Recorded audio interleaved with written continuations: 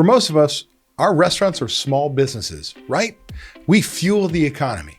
Well, there's one thing every small business got to understand, and that's their tax planning. Something we really don't want to talk about, but I am in about 2 seconds.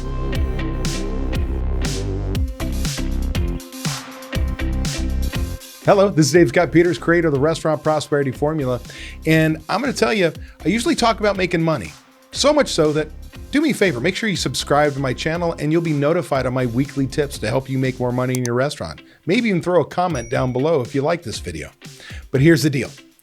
Tax planning is extremely important because the last thing I want as a small business owner is getting to the end of the year and number one, going, oh my gosh, I've got to extend because I don't know my numbers. And number two, I get hit with this huge tax bill. Whether for the business or personally, when it comes as a surprise, I usually didn't put the money aside.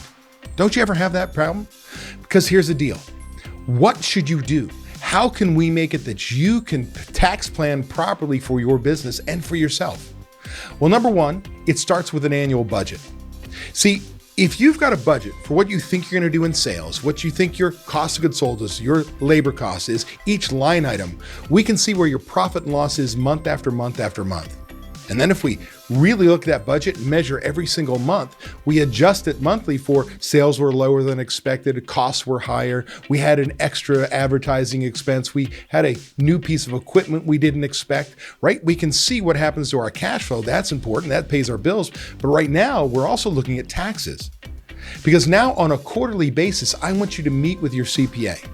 If you've got a good CPA, you're not waiting to the end of the year with a shoebox worth of information and then they've got to charge you to recreate all your financials. No, instead, they're reviewing your financials minimum on a quarterly basis to help you plan for taxes.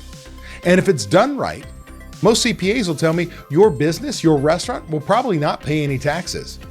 But we do have pass-through entities. We do have things where we have to pay taxes, right? In order to give you the best taxable rate. And if you're going to do that, well, wait a second.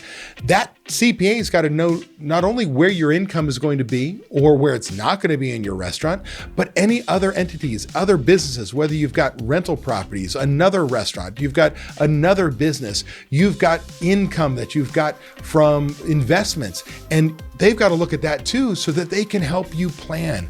So you can decide whether it's this year, it's the year to buy the truck, whether it's most CPAs, what expenses can you put in that will fit your year's income and profit and loss statement, if you will, with pushing your tax liability off to the next year. You can't do that if you don't meet with your CPA on a quarterly basis. Look, you want to take your business to the next level. You want to make sure you're using your money right. Make sure you're tax planning.